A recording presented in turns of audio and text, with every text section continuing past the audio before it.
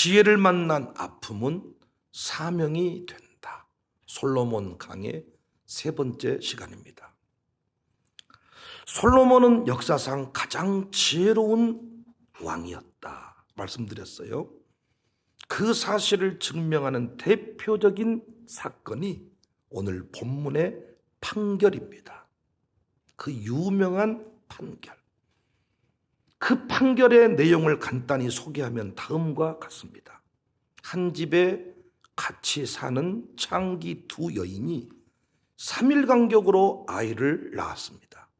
그런데 한 여인이 잠결에 아이를 덮쳐서 죽게 하고는 자기의 죽은 아이를 다른 여인의 산 아이와 바꾸어 놓았습니다. 우리는 이런 여자를 세자로 뭐라고 합니까?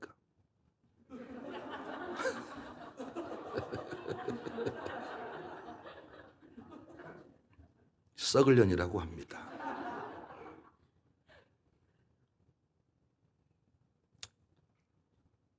아침에 아이가 바뀐 것을 알아차린 산 아이의 어미가 자기 아이를 데리고 가려 하니까 다른 여인은 산 아이가 자기 아이라고 내어주지 않았습니다. 이 두 여인이 솔로몬 왕에게 와서 서로 죽은 아이는 다른 여인의 아이고 산 아이가 자기 아이라고 하면서 왕의 판결을 요구하는 내용입니다. 이때 솔로몬이 칼을 가져와서 살아있는 아이를 둘로 나누고 반반씩 가지게 하라 이렇게 했습니다. 왕의 말이 떨어지자 아까 세자로 말씀드렸던 그분께서는 그것이 공평한 판결이라고 말했습니다. 26절. 다른 여자는 말하기를 내 것도 되게 말고 내 것도 되게 말고 나누게 하라. 세기의 명재판이다. 하지만 다른 여인께서는 얼굴이 새파랗게 질려서 왕에게 간청하기를 살아있는 아이를 저 여인에게 주십시오. 26절. 그 산 아들의 어머니 되는 여자가 그 아들을 위하여 마음이 불붙는 것 같아서 왕께 아뢰어 청하건대 내 주여 산 아이를 그에게 주시고 아무쪼록 죽이지 마옵소서 하되 두 여인의 반응을 보고 왕은 대번에 아이의 어미가 누구인지 알게 되었고 그 여인에게 아이를 돌려주도록 명령하였습니다. 이 판결 하나가 온 이스라엘을 굴복시켰습니다. 28절. 온 이스라엘이 왕이 심리하여 판결함을 듣고 왕을 두려워하였으니 이는 하나님의 지혜가 그의 속에 있어 판결함을 봄이더라. 동서고금을 막론하고 사람이 사는 세상은 어디든지 분쟁이 있고 이를 조정하는 재판 제도가 있습니다. 어느 나라에나 재판은 공정해야 되는데 사실은 그렇지 않습니다. 전도서 3장 16절 말씀 그대로입니다. 또 내가 해 아래서 보건대 재판하는 곳 거기에도 악이 있고 지금 사법부 썩어가는 것 보십시오. 정의를 행하는 곳 거기에도 악이 있도다. 대법원장을 지낸 분들이 감옥 가고 판사들이 감옥 가고 검사들이 감옥 가고 재판정에도 억울한 일이 있다. 거기에도 악이 있다. 재판에서는 객관적 증거 확보가 중요합니다. 아무리 심증이 가고 정상을 참작하더라도 세상 법정에서는 증거가 없는 것을 인정하지 않아요. 문제는 뭡니까? 증거가 없으면 인정하지 않는다는 것이 객관적인 것 같지만 증거를 조작해버린다는 것입니다. 판사는 현장에 없었던 사람이에요. 그런데 그날의 그 자리에서 일어난 일들을 피해자가 되고 가해자가 되어서 재연하고 결국 현명한 판단에 이르러야 합니다. 그래서 실제로 오판하는 경우가 많습니다. 이번 우리 교회 재판도 저는 오판이라고 생각해. 이 판사가 솔로몬의 지혜를 가지지 못했어. 잘 준비해서 항소하려고 합니다만은 억울한 사람이 생길 때가 많습니다.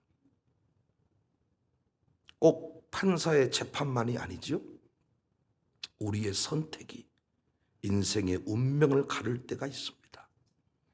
부모의 잘못된 선택이 자식의 인생을 망하게 할 수 있고, 목사의 잘못된 선택이 교회를 혼란에 빠뜨리게 할 수 있습니다. 대통령의 잘못된 선택이 국가를 위기 가운데로 몰아갈 수가 있습니다.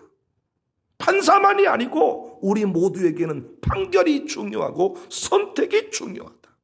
그래서 뭐가 필요해요? 직관의 능력이 필요해요. 가려진 부분을 보는 통찰력이 필요해요. 솔로몬에게는 어떤 능력이 있었냐? 어머니의 아픈 마음을 헤아리는 직관력이 있었습니다. 비록 드러난 증거는 없었지만은 누구도 감히 부정할 수 없는 그 모성애를 읽어버린 것입니다. 이런 목사가 있어요. 이런 가수가 있어요. 똑같은 목사인데 성도의 마음을 읽어버린 것 같은 목사가 있어요.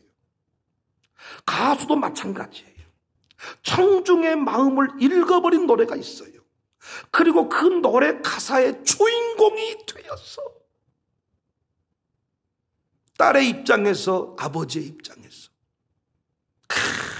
부르는 노래가 있어요.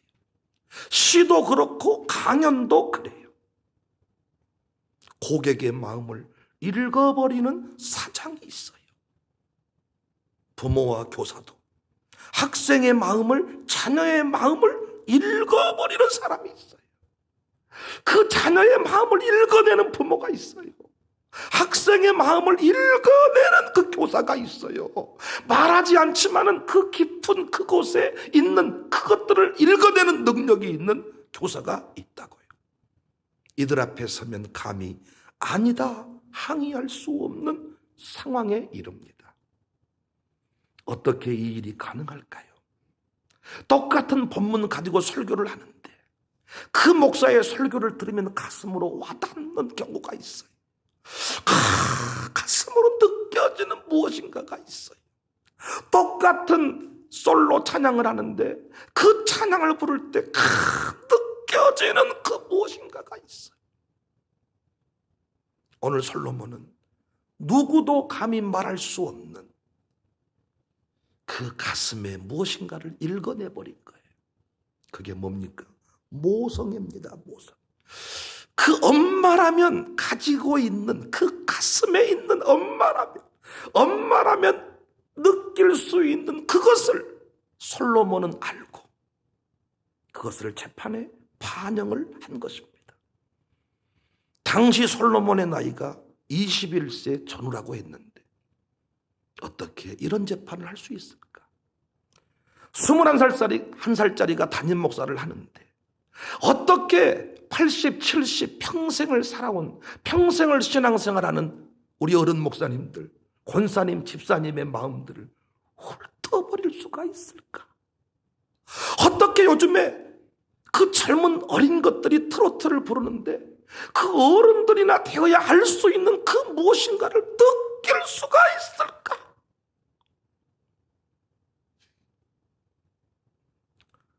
두말할 것 없이 이건 지난주에 공부했던 대로 지혜로운 마음의 결과라 그랬잖아요.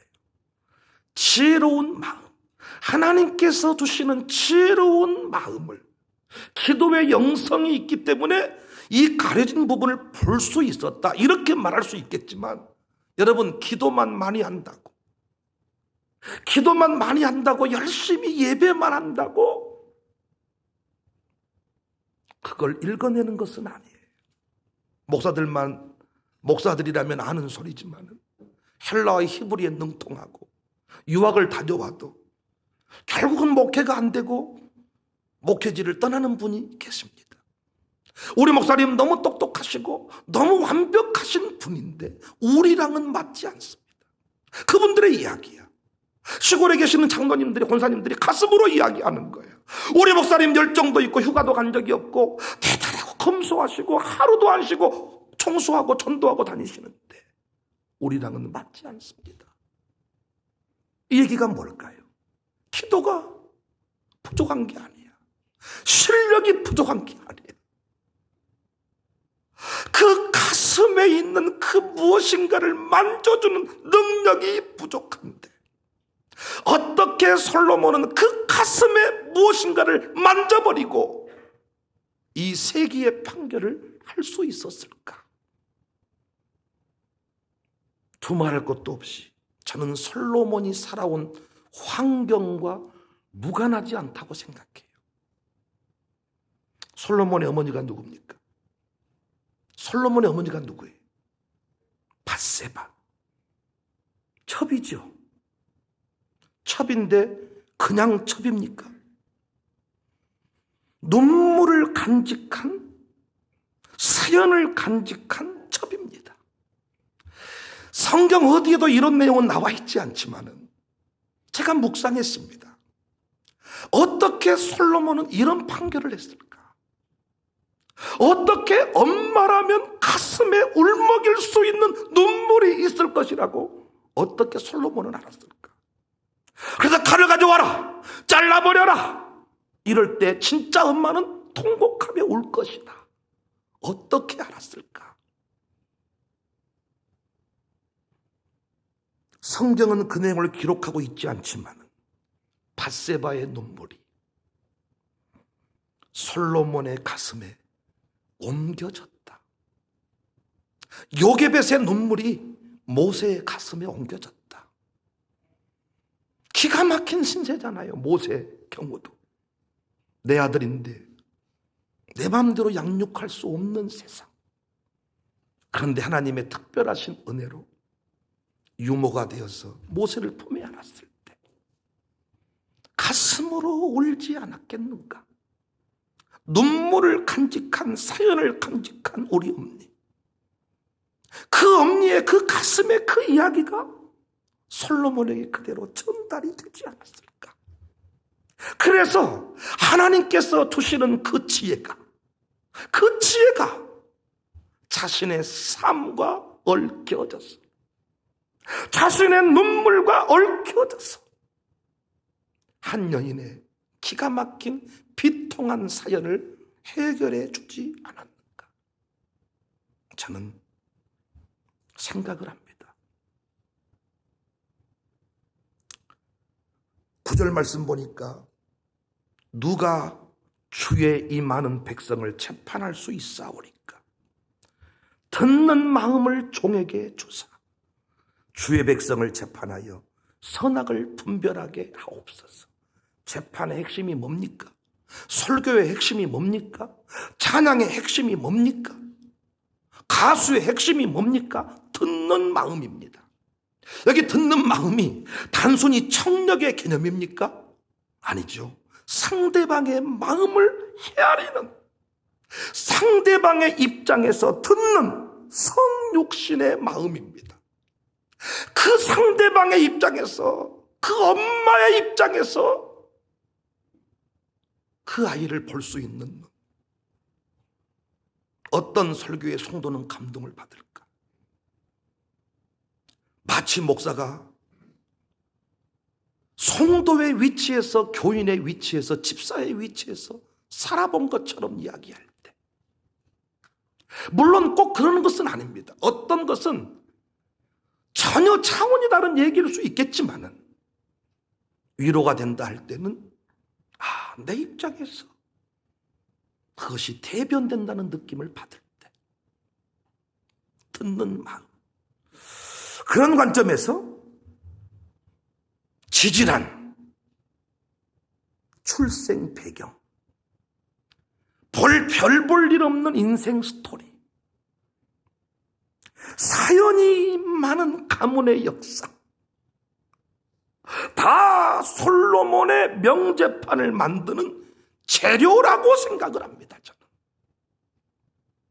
사연이 많은 그 어떤 삶의 그 눈물겨운 스토리들이 하나님의 지혜와 만날 때, 은혜와 만날 때 그 사람이 부르는 노래는 다르다는 것입니다. 김석균 씨가 쓴 노래들은 다 치유를 일으켜요. 왜 나만 겪는 고난이냐고. 슬퍼하지 마세요. 그 김석균 전도사님, 지금 목사님입니까? 그 보시면 지금은 많이 점도 빼셨는지 때깔도 좋아졌고 많이 멋져지셨더라고요. 처음에 그분이 작사 작곡만 하시다가 가수한다고 나오셨을 때 다 실망했어요. 우리가 그동안에 그분이 쓴 노래를 통해서 얼마나 은혜를 많이 받았는지 몰라. 그런데 나타나니까 오메 저렇게 생겨버렸네. 그런데 그분이 종의 아들이야, 종의 아들. 그래서 그분이 쓴 가사는, 은혜와 만난 그분의 삶의 스토리는, 은혜를 만나는 다윗의 스토리는, 은혜와 연결된 하나님의 지혜와 연결된 다윗의 시는 솔로몬의 명제판과 같아요. 왜 바닥 인생일까? 저는 상류층은 못 살아봐서 모르겠어. 상류층 목사님도 필요해. 상류층들이 또 바뀌어야 대한민국이 바뀌니까. 나는 그분 스토리는 모르겠고. 왜 바닥 인생일까? 바닥을 지나본 사람만이 인생의 수많은 스토리를 간직간직 살아가는 거예요. 그래서 TV 프로그램에 나오는 그 스토리 있는 인생들이 노래하면 다 울려버리잖아요. 그 삶에 나의 아픔이 노래와 만날 때, 나의 아픔이 설교가 될 때, 나의 아픔이 찬송이 될 때, 그것은 엄청난 파동을, 역사를 일으키더라고요.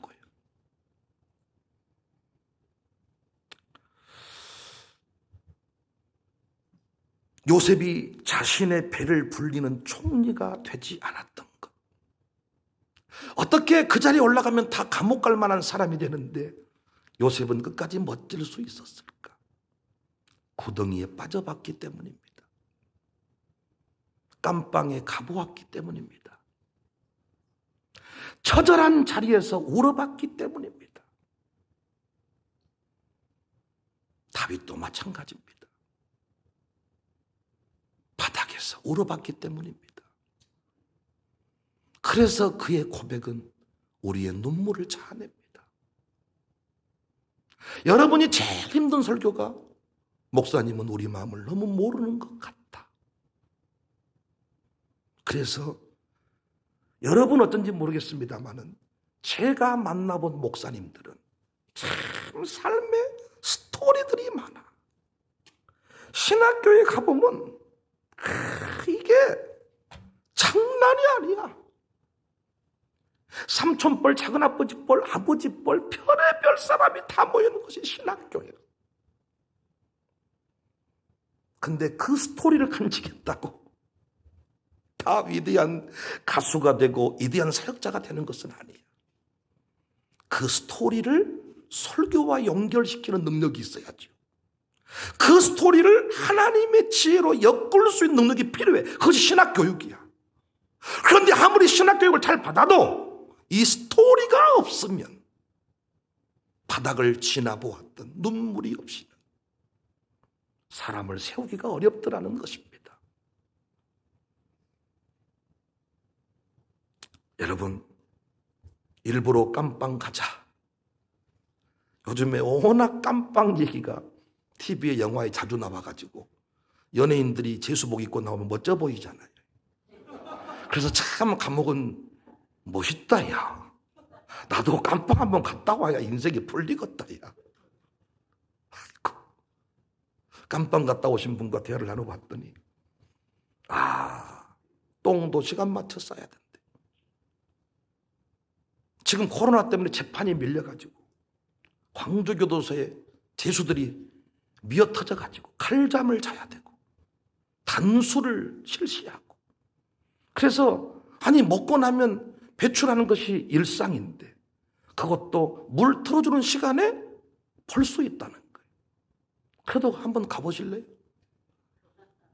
그 대통령 그 후보 할 만한 분도 지금 광주교도소에 계시다는데 같이 그 작업장에 가다 보면 서로 이렇게 마주치고 그런다던데 한번 그래도 가보실랍니까? 일부러 깜빵 가자. 일부러 태어날 때부터 자신의 집안이 아버지 집이 아주 그냥 돈이 차고 넘치셔. 그래서 그 집에 그냥 아버지 벤츠, 어머니 벤츠, 아들 벤츠, 딸 벤츠인데 일부러 벤츠를 팔아가지고 리어카 타고 다니자. 나는 이게 말하는 게 아니에요.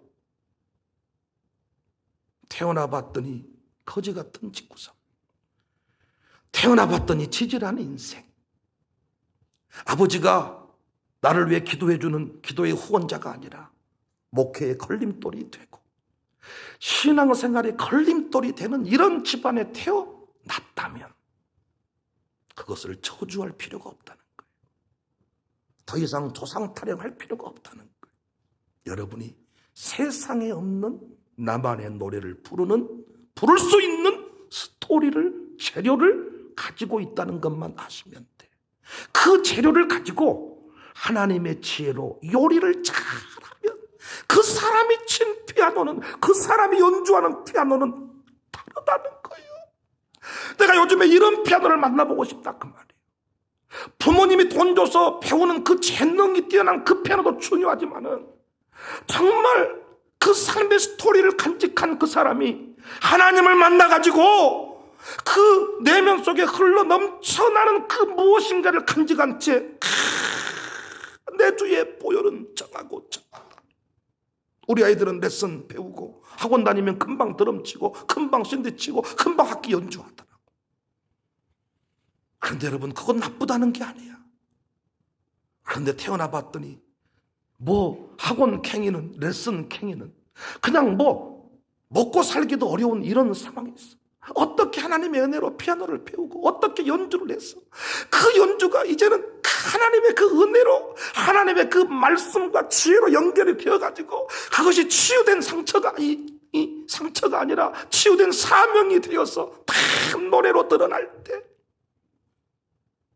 그 사람이 판사가 됐을 때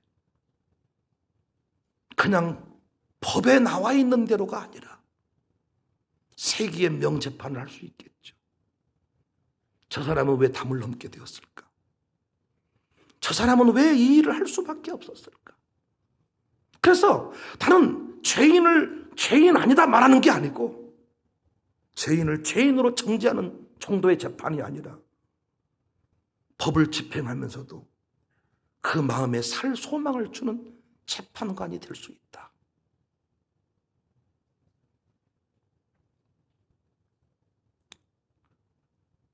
악동 뮤지션, 선교사님 자녀, 선교지에 가서 살아갔는데 학교를 못 간 거예요.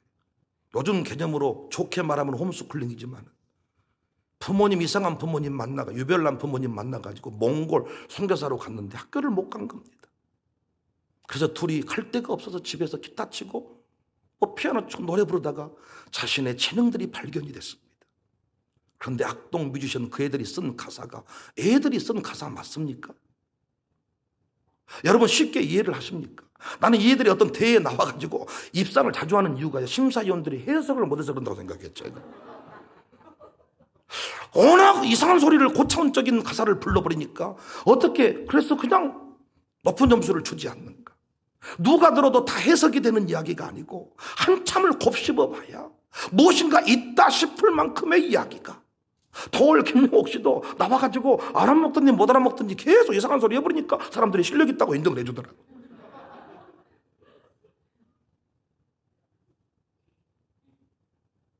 나훈아 씨의 노래와 남진 씨의 노래가 같던가요? 여러분 남진 씨의 노래를 계속 들어보시면 역시 남진 씨의 이 노래에는 구김살이 없어요. 왜? 부잣집 아들로 살았어요. 남진 씨는 팡팡 밀어주는 집안의 가수야. 나훈아 씨는 거지 같은 집구석에 태어나서 세워진 가수야. 그래서 우리는 유행가로 치유받지는 않지만은 사연이 있고 눈물이 있고 상처가 있는 사람들이 찾는 노래는 나훈아의 노래입니다. 남진 씨의 노래는 저 푸른 초원에 그런 같은 집을 짓고 사람을 자는 거예요. 노랍을 자는 거예요. 그냥 가기엔 섭섭하잖아. 갑오징어가 생겼으니까. 갑오징어 하면 나는 그분이 생각나 자꾸. 자네 한 잔 나 한 잔 옳거니. 남진 씨 노래는 다 이런 노래예요. 형님 한 잔하고 갑시다. 그래 합시다. 인생에 구금살이 별로 없어. 그런데 나훈아 씨의 그 망모,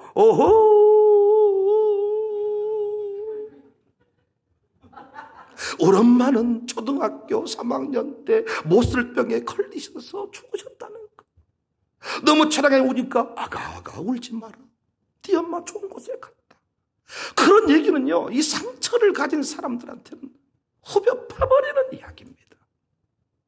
태어날 때부터 우리 집구석은 뭐 거지 같은 집구석이기를 기도할 필요는 없지. 태어날 때부터 우리 집안은 나쁜 집구석에 태어나기를 원하면 그렇게 기도하는 사람 누가 있겠어요? 태어나 보니까 어떤 사람은 그런 집안이고 태어나 보니까 그런 집안인데, 중요한 것은 저는 화려한 집안에 태어났다면 그건 복입니다. 복. 할렐루야. 그래서 뚜루뚜루 하고 살면 되는 거예요. 그것이 또 지혜가 되고 청사교회를 만나면 그 많은 돈 늘 주를 위해 쓰면 되는 거예요. 하면 아닙니까? 그런데 태어나 보니까 우리 교회에서 할 일도 많고 드리고 싶은 일도 많은데, 어쩌다가 우리 집구석은 이런 집구석, 더러운 집구석, 아주 인망할 놈의 집구석.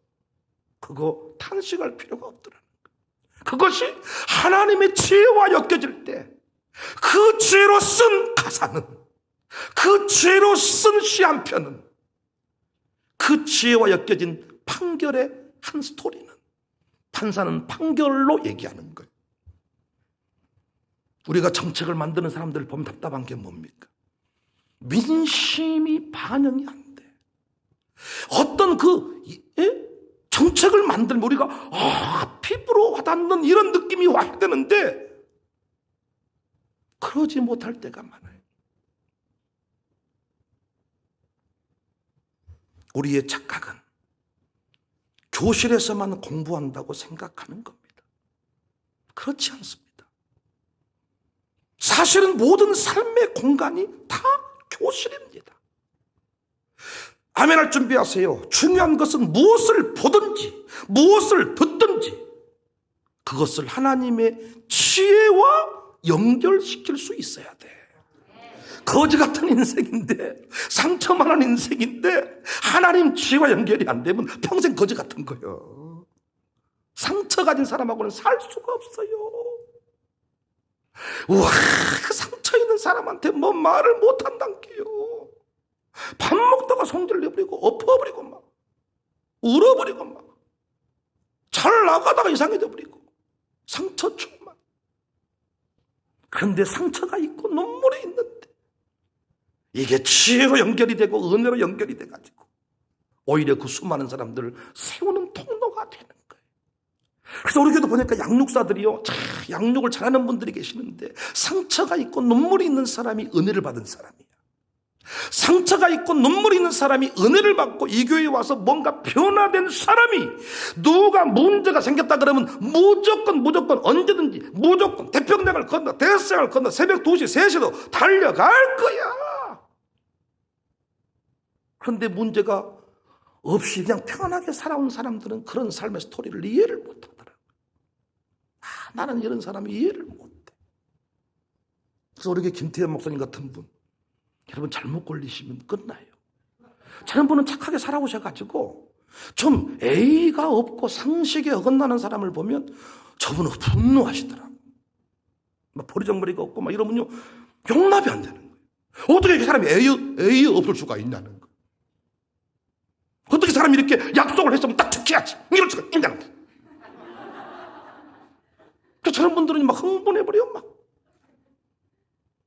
그런데 우리는 약속을 지키는 것이 이상한 거예요. 사람은 다 거짓말하고 사는 것이지 뭐. 또 사기꾼을 많이 만나봐가지고 사람이 뭔 말해도 안 믿어져 그냥. 잘하면 감사하고 아니면 말고. 목사한테 뭐 돈 빌려가고 뭐 갚을게 해도 갚으려면 갚고 말라면 말고 알아서 해버려 그것은. 하도 떼먹은 사람을 많이 봐가지고.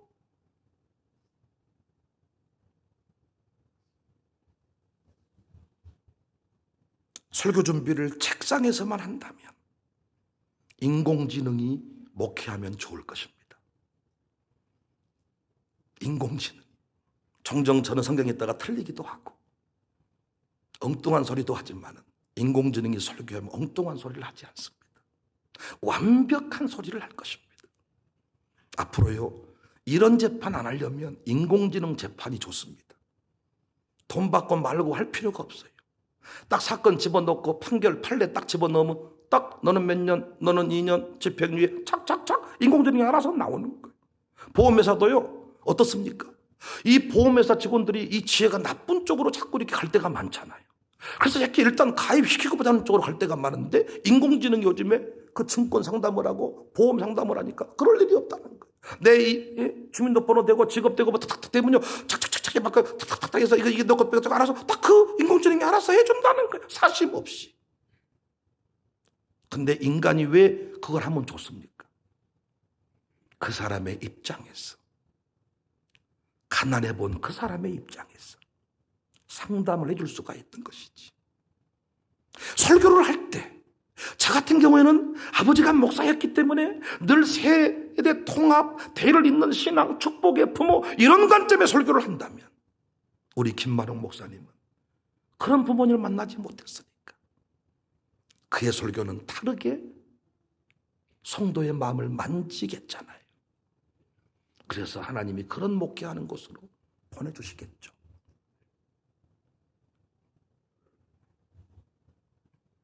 성도의 영적 상태를 파악해서 반영이 되어야 그것이 영감 있는 설교입니다.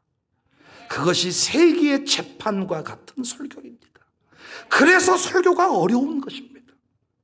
그래서 성도를 만나지 않고 성도를 진짜 가슴에 품지 않고 하는 설교는 듣는 사람이 압니다.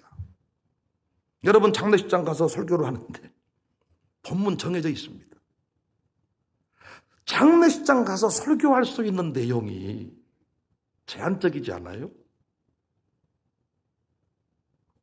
오늘 두 번째 날 설교하는데 특별한 일이 없는 한 첫째 부활, 둘째 부활 얘기하겠네요. 15장에 그러므로 형제들아 견실하여 흔들리지 말고. 여러분 다 아시죠? 첫째 날 제가 뭐 설교하던가요? 떠날 기약이 가까웠고. 여러분 죽으면 다른 본문 가지고 해드릴까요? 그런데 똑같은 본문 가지고 하는데 장례식 때마다 주시는 감동은 다르죠. 왜? 그 성도를 가슴에 품고 하는 설교. 그래서 죄송하지만은 장례 예배 때 부목사가 설교해서 은혜 받는 경우는 거의 없습니다. 방문했다는 것 정도이지. 왜냐? 그 가슴에 성도가 자녀처럼 가족처럼 나이가 드신 장로님이지만은 목사와 성도는 부모님과 자식과 같은 관계로 맺어져 있어서 그분이 떠나갔을 때 느껴지는 그 충격과 감동과 눈물이 본문은 똑같지만은 받아들이는 사람의 마음속에는 다르게 다가온다는 이야기죠. 그래서 진짜 사랑하지 않고는, 진짜 성도를 품지 않고는 안 되는 거예요. 세기의 재판은 불가능한 겁니다. 이 시대에 지식이 없나요? 이 시대에 학문이 없나요? 이 시대에 장비가 없나요? 천만의 말씀이에요. 그러나 은혜가 되고 안 되고 와닿고 와닿지 않고의 차이는 뭐냐? 가슴에 품고 그것을 지혜로 묶어냈느냐, 아니면 그냥 책의 이야기인가? 어떻게 솔로몬은 그 엄마의 마음을 알았을까? 궁금하지 않아요? 성경에 나왔으면 다 그런 거지 뭐. 그냥 그래요? 다 생각해 봤어요. 어떻게 솔로몬은 칼을 가져 잘라버려라 엄마라면 통곡하며 울 것 어떻게 알았을까? 그래서 깨어있는 왕은 서민들과 만나는 일을 좋아했습니다. 왕이 서민들을 만나는 것은 거추장스러운 일이에요. 힘들어요. 그런데 그 일을 게을리하지 않았습니다. 조선 태종 때 억울한 일이 있는 백성에게 신문고를 올릴 수 있게 해주었습니다. 신문고를 올리면 왕이 가서 그 사연을 듣는 것입니다. 바른 대통령은 서민의 마음을 정책으로 만들어내는 사람입니다. 바른 구청장은 서민의 그 마음을 정책으로 구정, 실천 상황으로 만들어내는 사람입니다. 그런데 문영조 집사를 제외하고는 그 바닥을 아는 사람이 없다는 거예요. 중앙정부하고만 친하지 바닥을. 문영조 집사는 소주 맛을 아는 사람이에요. 쓰디쓴 그 세주 맛을 아는 사람. 그것이 이제 하나님의 은혜로 치유만 되어지고 지혜와 연결만 되어지면 왜 세주를 먹을 수밖에 없는지에 대해서 정책을 만들 거란 말이에요. 쓴 소주 꽝 소주 먹지 않을 수 있는 구청 정책을 펼치겠습니다. 와닿지 않아요? 사랑하는 광산 구민 여러분, 나는 여러분들이 새우깡 뜯어놓고 꽝 소주 먹는 그런 상황을 만들지 않겠습니다. 와, 나올 것 같네. 깡소주를 새우깡 뜯어놓고 깡소주를 먹는 그 상황을 내가 만들지 않겠습니다. 좋은 집안에 태어난 것을 저주하라는 얘기가 아니에요. 인품 좋은 부모님 만난 것 복입니다. 좋은 집안에 태어난 것 복입니다. 믿음의 명문가에 태어난 것 복입니다. 그런데 아둘람 공동체와 같은 인생도 있다는 거예요. 놀라운 것은 그들이 역사의 중심에 서잖아요. 어떤 분은 바닥은 알아. 말이 바닥이야 그냥. 삶이 바닥이고 바닥인데 아직까지도 지혜가 없어. 그래서 양반은 양로사 하면 안 되는 것이요. 바닥 바본께.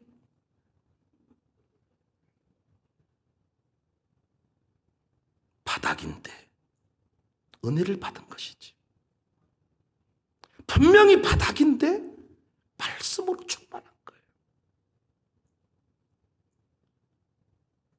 저는 우리 교회가 세상을 다스릴 지도자 배출에 못자리이기를 원합니다. 우리 교회는 솔로몬의 사연 정도는 다 간직하고 살아간다 생각해요. 우리 교인들은 솔로몬 정도의 사연은 다 간직하고 살아간다. 사연 많은 인생들. 책 한 권이냐 두 권이냐의 차이일 뿐이지 다 스토리들이 있다. 그런데 그 사연 위에 뭐가 부어지고 은혜가 부어지고 지혜가 부어지면 저는 다를 것이다 확신합니다. 저는 우리 두민이 은민이에게 줄 수 있는 최고의 선물이 뭐냐? 여러분과 함께 살아갈 수 있는 기회를 준 거예요. 자칫 두민 은민이가 교만할 수 있습니다. 오늘 아침에 은민이랑 서경인가가 공동회 끝나고 나가다가 제 생활비 얼마인지 공개가 돼서 서경이가 그랬다는 거 은민이한테. 초 컸다 내 집은 부자였어. 그러니까 은민이 왈 우리 집 이거 하고 저거 하면 남은 것이 없을 것인데 서로 얘기를 했다는 거예요. 저도 어렸을 때 마음의 소원이 검정고무신 신는 거예요. 우리 동네 친구들은 다 검정고무신, 검정고무신보다 흰고무신이 더 비싼 거예요. 우리 어머니는 그래도 시골에 살지만은 그래도 최소한 내 아들에게는 흰고무신은 신겨야 되겠다. 근데 다 검정고무신은 내 것만 흰색이니까 나는 검정고무신 좀 사주란께 엄마. 그것은 더 싼 것이단 말이야. 이거 신으란 말이요. 그래서 좀 더 나은 환경 속에 살았죠. 자칫 두민은민이가 처음부터 사람은 그렇게 사은 줄 알 수 있습니다. 그런데 저는 다양한 계층의 다양한 수준의 친구들과 함께 샬롬에서 어우러져 살아간다는 것. 저는 시골에서 살았기 때문에 그나마 여러 형편들을 다 경험했지만은 두민이는 출생이 서울이고 광주에 내려자마자 그래도 40평대 아파트 살고 지 아버지 차가 좋은 차니까 거기 타고 다니고 어느 순간 지가 교만할 수가 있어요. 그런데 나는 이 성도들의 삶을 지들이 지켜보면서 어떻게 헌금하고 살고 어떻게 교회를 섬기며 사는지를 그들이 지켜보며 사는 게 하나님이 그나마 우리 가정에 주신 복이다. 그래서 종종 우리 아이들이 하는 얘기 중에요, 감사한 게 문득문득 하는 얘기가 나는 이런 사람 되고 싶다는 거예요. 그런데 그 꿈 뒤 가운데 보면 어려운 성도들의 삶의 어떤 그 보상, 그들을 위해 뭔가 본인들이 해야 되겠다는 마음들이 조금씩 비춰질 때 감사하다. 여러분 표정 보니까 아닌 것 같던데, 그놈들이 싸가지가 없던데 그런 표정입니까? 어떠십니까 지금? 제가 하고 싶은 이야기는 감추려고 하지 마세요. 뻥치려고 하지 마세요. 있는 그대로 받아들이고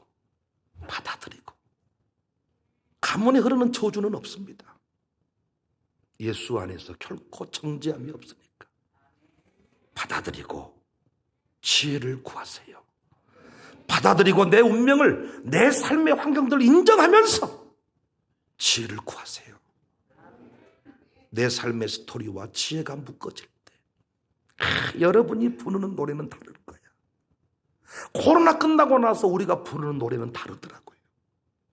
그 고난의 그 바다를 지나고 와서 우리 김지성이가 쫙 기타 치면서 부르는 노래는 다르더라고요. 김정은 선생님들 하시는 말씀이 내 삶의 바닥은 총장로입니다. 그리고 항상 총장로 갈 때 그 들고 다니는 손가락 하나 들고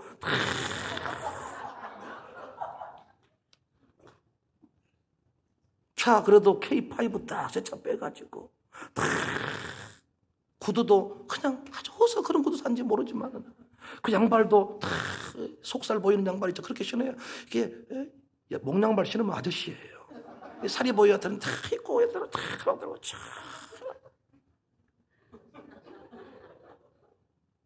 천성할 때도 구령을 잘 넣잖아. 아니 김지성 찬송인도 할 때 뭐 이렇게 한 번씩 하잖아요.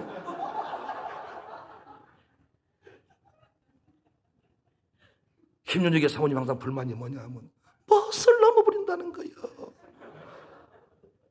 그래서 내가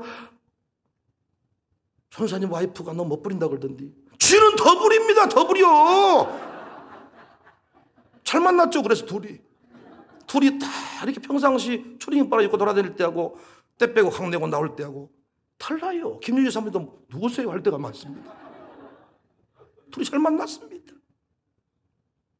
그런데 김전 전사님께 고난의 깊은 바다 1, 2, 3 시리즈로 와버리더라고. 하나로는 안 돼. 김지성이가 총장로를 너무 많이 걸어가지고 1, 2, 3로 와보니까 김지성 찬송님도 할 때 정말 오랜만에 울었습니다. 눈물이 나. 그냥 똑같은 노래인데 본인이 그 고난의 바다를 지나보면서 깊은 격리의 순간을 지나가면서 거기서 하나님께서 주신 그 은혜를 경험하고 부르는 노래는 세기에 하나밖에 없는 노래가 되는 거예요. 그야말로 프루의 명곡이 되는 거예요.